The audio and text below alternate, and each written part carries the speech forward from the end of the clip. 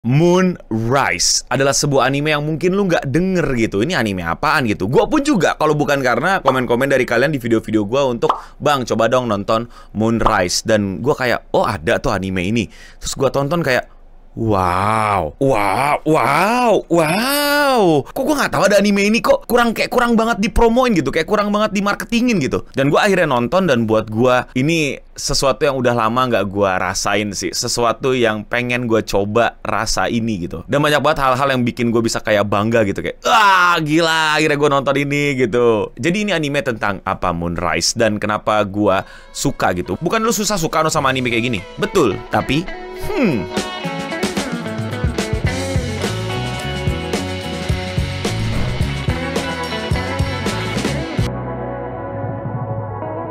Moonrise adalah anime yang bener-bener kurang banget dipromosiin sama Netflix. Sayang banget. Menurut gue ini anime bagus, yang lumayan banget. Gue belum nonton sampai akhir ya. Gue nonton sampai episode 6 kayaknya. 6 atau 8 gitu. Gue lupa. Gue kasihkan nonton jadi gue lupa.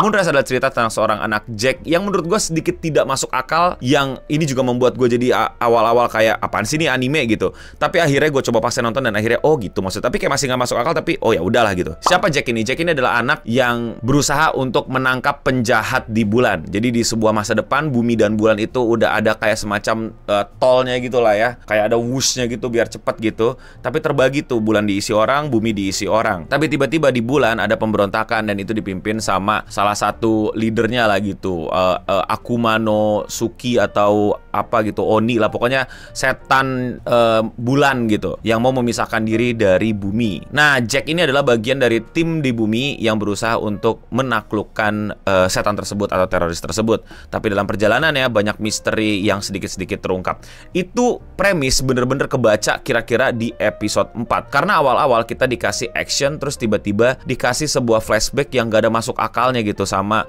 apa yang dia lakuin di episode 1. Dan ini penting banget. Jadi untung banget dia di episode 1 awal-awal itu dia kasih action yang bener-bener wah, lalu baru dikasih cerita. Nah, ini yang juga pengen gue puji. Actionnya wow. Ini adalah Apex kalau di animein. Seriusan deh. Jadi mereka itu kayak punya teknologi gitu, engrave apa gitu, yang pakai bahan E2 gitu, yang dimana ditaruh di jubah, dan jubahnya itu kayak bisa multifungsi gitu, dan cocok banget buat fighting di bulan, yang kayak bisa ngesot ke sini, ngesot ke sana, jadi shield, jadi senjata, jadi kayak ciu-ciu, jadi kayak lu sliding shoot, lompat gitu. Terus ada adegan POV-nya, jadi kayak depan senjata gini, terus lu nembak-nembak, wah gila, itu keren banget men. Sumpah keren banget. Actionnya bener-bener pack, bener-bener sesuatu yang bisa lu nikmatin, bukan kayak tebate beneran dah, bukan kayak anime yang cuman pukulan laser ciu terus tidak kena atau tidak mempan gitu, terus tiba-tiba banyak yapping. Enggak, ini bener-bener full pack banget. Actionnya bener-bener ngeliatin aksi yang bener-bener face aksi, rolling, muter, mukul, nendang, lompat. Itu bener-bener kayak ngasih kita kesan ini Apex the movie atau Apex the anime lebih tepatnya. Ini bener-bener sesuatu yang bikin gue stay awal-awal kayak wow, oke, gue suka banget sama actionnya. And then what? And then gue masuk ke cerita. Nah, sebenarnya ceritanya gue agak males karena tiba-tiba nunjukin flashback di episode 1 juga tentang tiba-tiba insiden rusaknya tol itu yang lumayan menghancurkan permukaan bumi, yang dimana akhirnya dia, si Jack itu anak yang dari anak orang kaya gitu, yang tidak terlalu peduli sama keluarganya, tapi keluarganya sayang sama dia, tapi ternyata dia adopsi. Terus tiba-tiba ada teman-temannya, tapi kayak dia lost connection gitu sama dunianya. Terus punya kayak semacam manajer atau asisten pribadi gitu ya, yang tiba-tiba jadi mayor. Nah, kan aneh kan? Jadi tiba-tiba asistennya jadi mayor, pemimpin batalion atau squad elit khusus yang berusaha untuk menangkap penjahat di bulan. Dan Jack adalah salah satu anak buahnya. Itu semua kenapa kok bisa tidak masuk akal gitu? Kenapa tiba-tiba Jack jadi tentara? Kenapa tiba-tiba asisten pribadinya jadi mayor? Itu semua karena ditentukan oleh AI. Man, if this what the world that can be with AI being the leader, gantiin government, that's tough, bro. Jadi katanya menurut AI, ya mereka cocok untuk jadi orang-orang yang menangkap si Bob Skylum lah, si musuh di bulan itu. Jadi mereka ini anak orang kaya sama asistennya jadi squad gitu. It doesn't make sense untuk awal-awal, dan gue nggak tahu apakah endingnya bakal make sense. Gue masih nggak terima gitu. Terus habis itu teman-teman mereka sendiri yang anak-anak orang kaya lainnya tiba-tiba dipilih juga untuk tim itu. What an AI? Mana meritokrasinya AI? Halo. Ya, jadi AI adalah pemimpin di dunia mereka. AI adalah governmentnya, walaupun masih ada beberapa orang-orang semacam konselor gitu, tapi semuanya ngikutin AI, dan mereka akhirnya menamakan diri mereka sebagai Bumi Sapien, yaitu orang-orang Sapien yang ngikut sama AI yang namanya Sapienta apa-apa gitu, gue lupa lah. Aneh anjir, sumpah aneh banget. Woi, ini aneh gila. Menurut gue aneh banget, tapi ya udahlah gue ikutin aja. Akhirnya ada misteri juga yang penasaran gue pengen ikutin, yang dimana masa kecilnya si Jack ini apa, siapa, terus dia punya temen yang namanya Phil, ternyata dia adalah, spoiler alert, bagi kalian semua, tiba-tiba dia adalah Bob Skylum-nya, padahal Bob Skylum dulu bapak mereka gitu. Terus tiba-tiba Jack itu adalah ya nama dia Jack, tapi dia adopsi, tapi dia kayak Sid 1 namanya. Jadi gue belum nonton sampai habis, gue nggak tahu sebagus apa, tapi ada plot twist yang paling plot twist menurut gue, yang gue nggak tahu apakah kalian tahu dan apakah kalian senang dengar hal ini. Jadi ada karakter namanya Mary, yang itu episode 4 kayaknya baru keluar tuh Mary itu. Terus tiba-tiba gue denger suaranya kayak nggak asing, terus ini suaranya unik banget, sumpah kayak ini Seiyu siapa gitu. Gue kayak kepo nih Seiyu siapa, tapi kayak unik, kayak baru pertama kali gue denger, dan ternyata itu adalah Aina Diendo. Kalian tahu nggak, Aina The End itu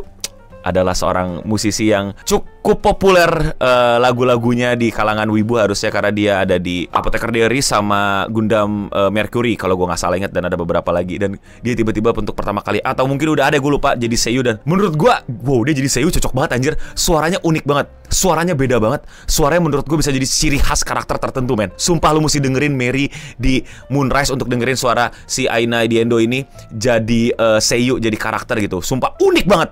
Gue kaget banget di situ, malah hal yang paling bikin gue kayak gitu, kaget gue.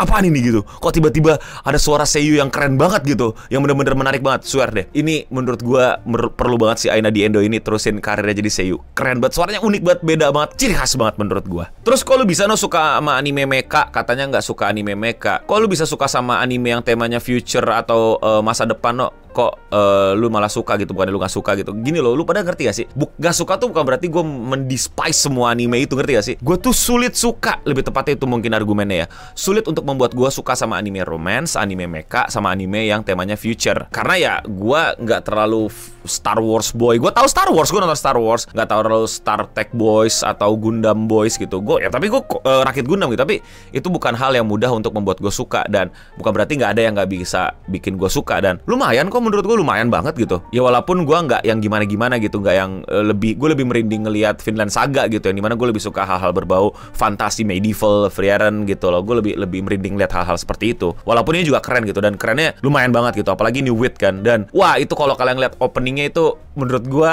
sesuatu yang kayak hilang di masa kecil gue gitu. Tema-tema eksplorasi luar angkasa yang musiknya itu musik-musik kayak Star Wars gitu. Itu tuh kayak apa ya, animasi itu gue nggak tahu itu 3D sama 2D-nya ngeblend banget anjing, yang pesawat-pesawat terbang. Jadi tuh intronya, OP-nya itu nggak ada lagu animenya gitu. Itu cuman background musik, yang dimana mungkin kalian tahu gue tuh suka banget sama background musik rather than musik with lyric gitu loh. Terus tiba-tiba musik-musik progresif eksplorasi pesawat terbang gitu. Gambar-gambarnya itu bagus banget anjir. Sumpah ini sayang banget anime banyak yang nggak nonton anjir. Kalau lu suka sci-fi dan space exploration harusnya lu nonton sih. Belum lagi fightingnya tadi gue bilang itu bagus banget. Ciu-ciu-ciunya itu keren banget. Walaupun ceritanya masih nggak make sense di kepala gue, dan gue sangat akan cukup kecewa kalau ternyata ceritanya akan branding kepada, jadi kan ini udah bumi dan bulan nih. Terus si bumi ini si Jack, si bulan ini si siapa namanya, Phil, yang tiba-tiba Philnya jadi pemimpin pemberontakan di bulan. Terus gue benci banget mereka tiba-tiba bakal bersatu dan melawan si AI itu, karena AI-nya lah musuh sebenarnya gitu. Itu ketebak banget kalau misalnya kayak gitu, dan